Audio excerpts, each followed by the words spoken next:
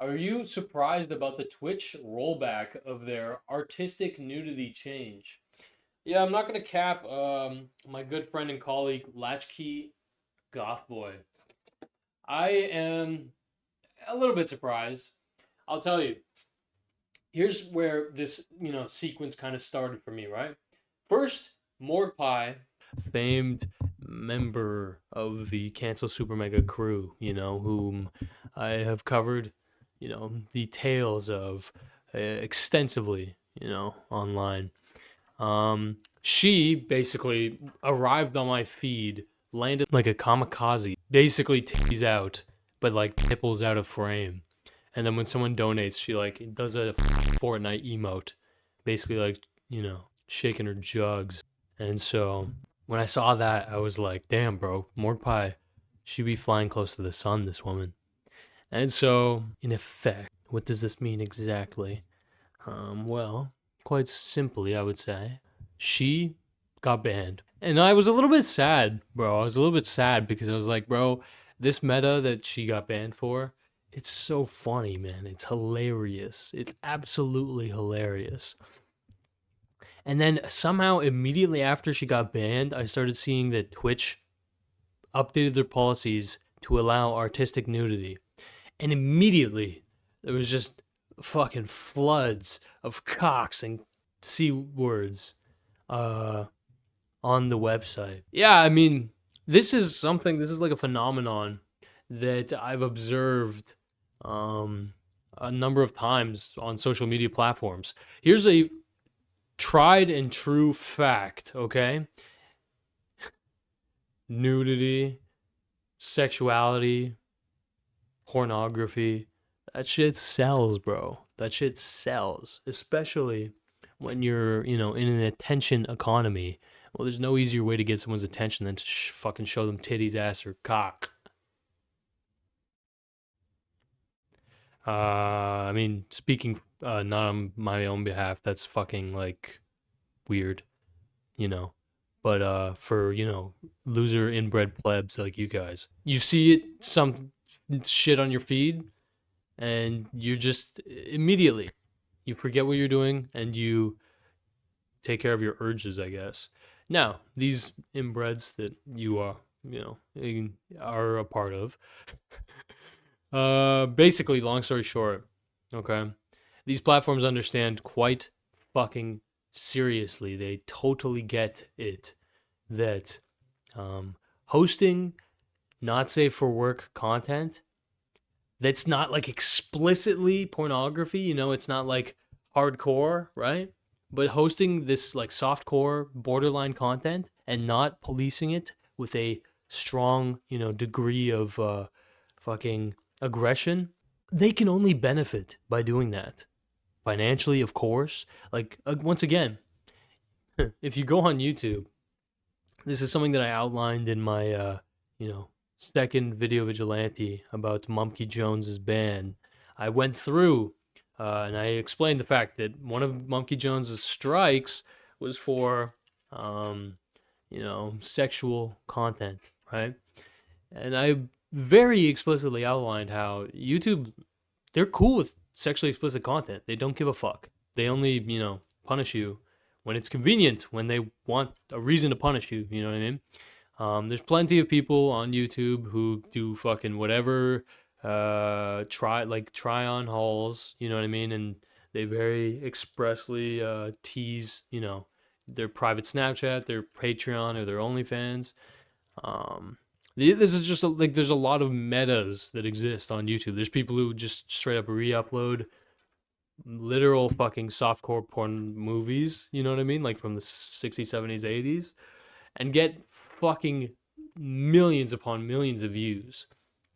And so, to me, is it shocking that Twitch, would have that impulse? They're like, oh yeah, let's just make it a little bit easier for people to jerk off on this website. No, bro. Makes perfect sense. While YouTube, is becoming a growing competitor to Twitch, right? YouTube's slowly eating up their market share. Twitch is like, bro, we gotta fucking be innovating out here. So, yeah, just show your titties. It's fine. But what ended up happening was reaction occurred, and this reaction, you might think, I mean, what I initially thought, at least, was that basically the community outrage, resulted in Twitch actually listening to their user base. I'm not really convinced that's the case, okay? But they have reversed these, artistic nudity policies, right? They've made the announcement. They were like, yep, we fucked up. And I saw somebody claim this. I'm not totally convinced, not totally certain if this is, an accurate assessment. But literally 1984. Yeah, facts. Basically, though, our boy, fucking, what's the name? Yeah, Muhammad. The, Prophet Muhammad, basically, somebody, was kind of exploiting this artistic nudity thing to draw the Prophet Muhammad, peace be upon him, in a sexually explicit manner. And so there's a lot of people speculating, because that got, a lot of attention on Reddit and other, social media. There's people speculating like, okay, that's maybe a bigger contributor as to why Twitch was like, oh yeah, we fucked up. I feel like Twice thought people wouldn't notice the softcore corn and nudity, but boy, were they wrong. Look, here's my philosophic stance, okay? I am not one of these people who sees a sex worker or someone who's, running an OnlyFans or whatever, someone who's posting bikini pictures in some cases, whatever. I don't see that and I'm like, oh, slut, write off, or like evil, witch, right? This is a common thing that I see, by the way.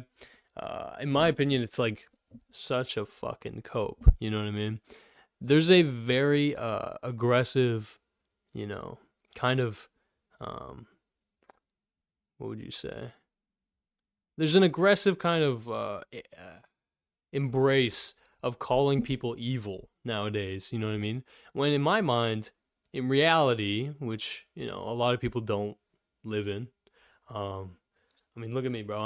I'm real. I'm a real person. And this isn't just an online phenomenon, okay? This has been going on for fucking hundreds and thousands of years. It's very easy to look at someone you disagree with, or someone who, maybe even is doing something bad, and to think that they're evil. In my mind, I think that the vast majority of people, totally believe that they're the good guy. You know what I mean? Or at the very least that they're not the bad guy, right?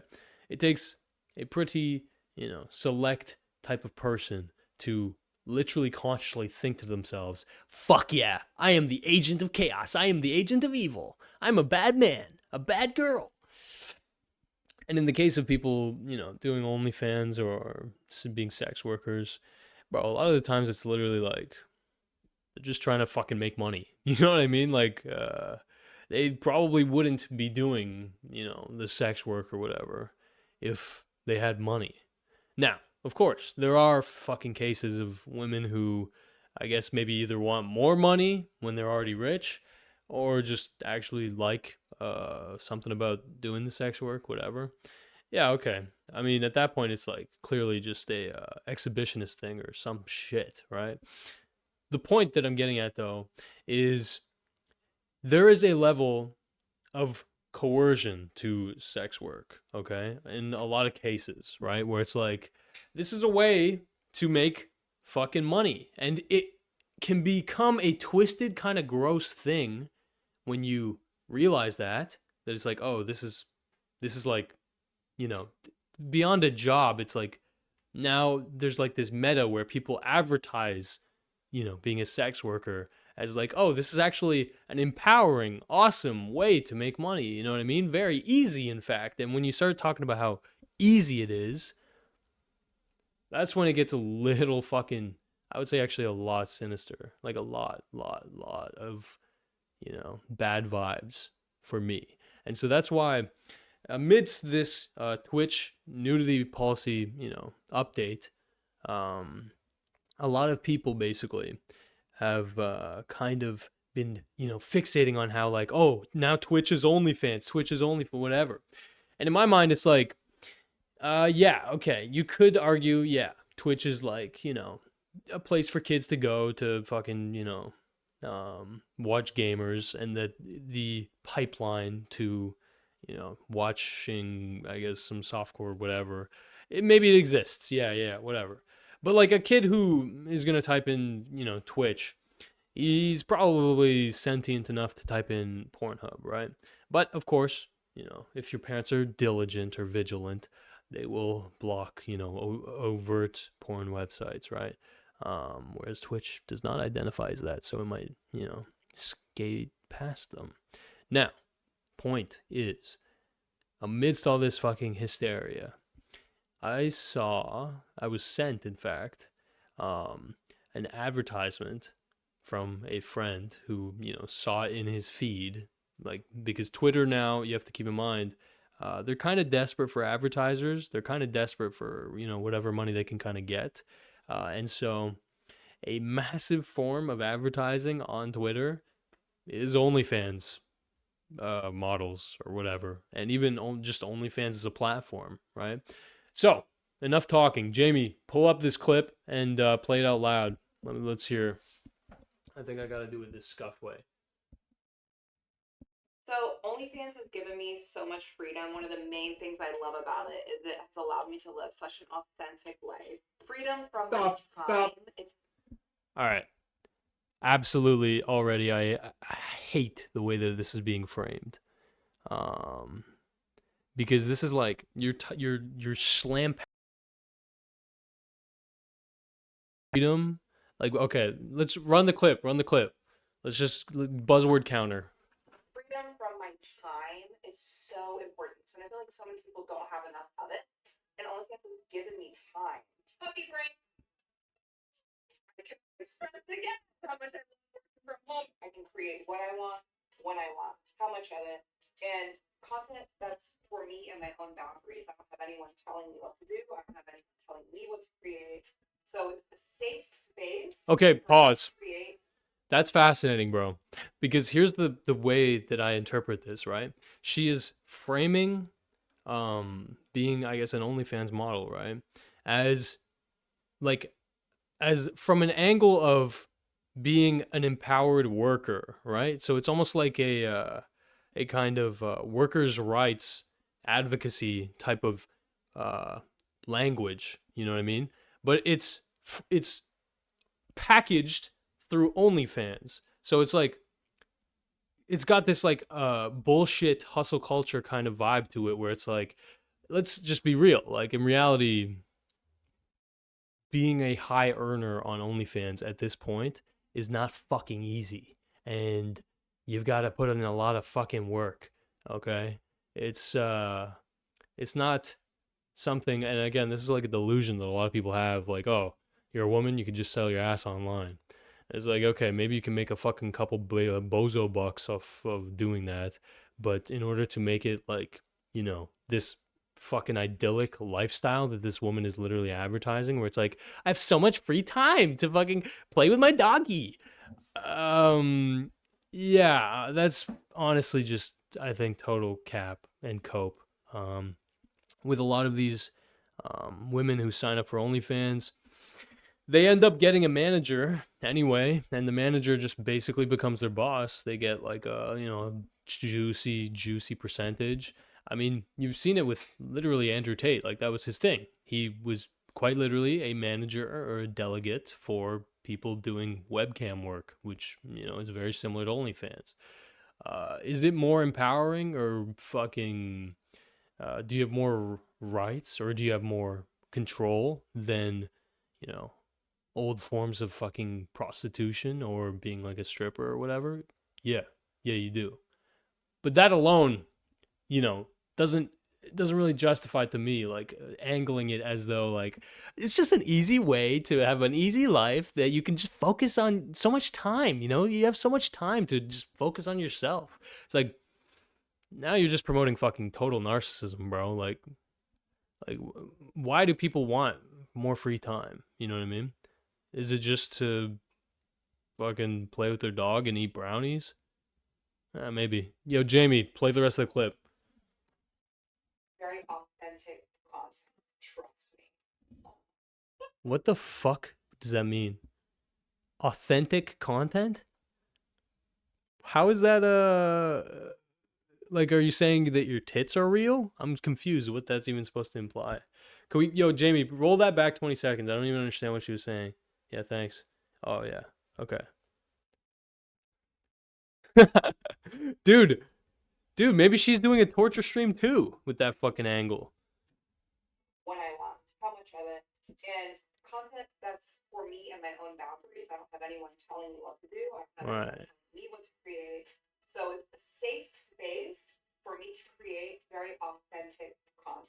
Trust me. It's funny because there's an implication that she's just doing yoga videos.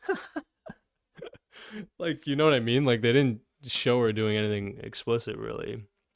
I mean, I don't know. Maybe this woman is just doing yoga videos, but I highly doubt it. You know, they made it look just a lot more palatable than it probably is. But yeah, this is kind of the thing where it's like the advertisement here is selling OnlyFans as a fucking like an ideal occupation. They're framing it as like a way to escape the Matrix.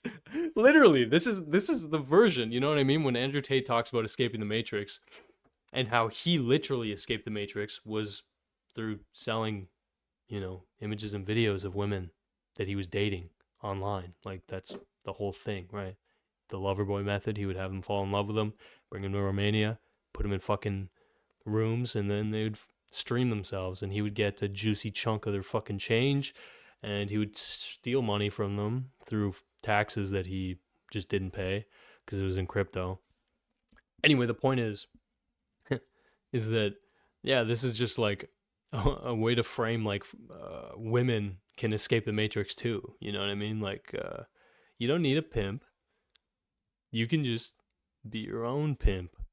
And so yeah, when I look at Twitch, I see a lot of decay, bro. And I see it's just so evident to me, bro.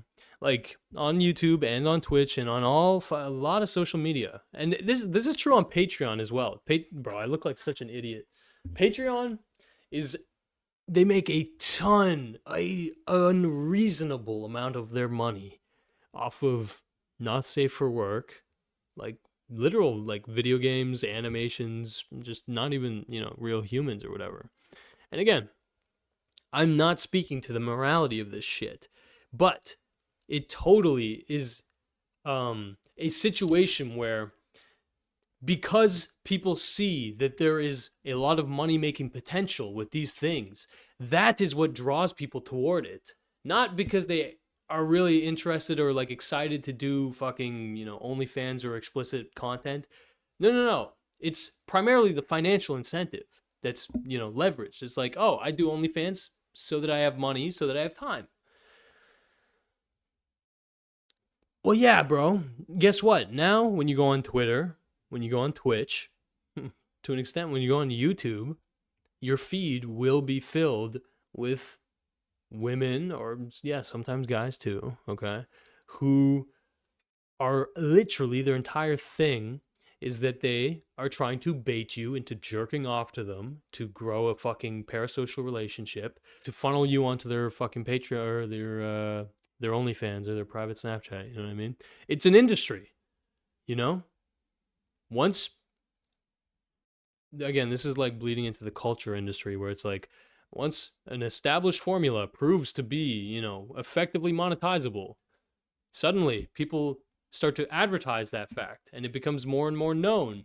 And so more people do it. And then more people do it. And so you get to the point where OnlyFans is like, you know, advertising itself on that basis where it's like girl boss shit, you know what I mean? This is chill.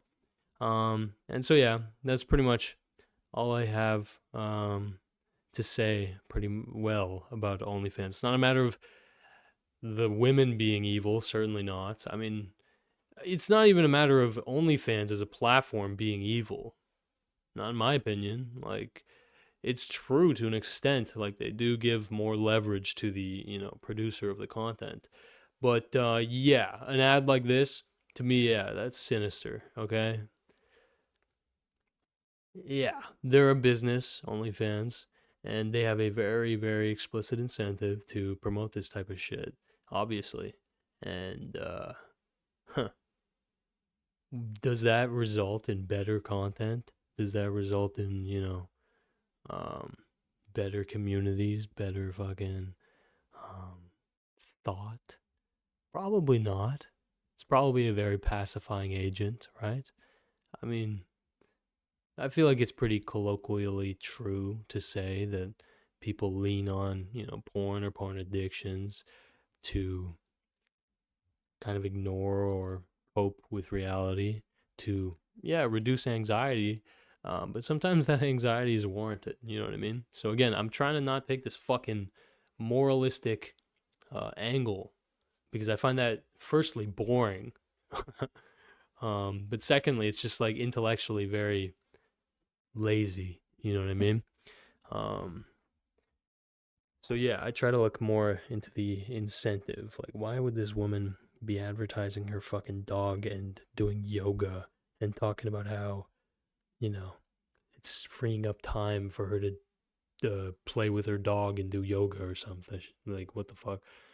And yeah, the answer is money. Like, it's just pretty simple, Yeah. You can go to gokamerch.com and pick up the Memento Mori shirt. I think it looks pretty good. I'm wearing a large. We've got a bunch of fun stuff there, and the prices are, in my opinion, the most reasonable you'll find on YouTube.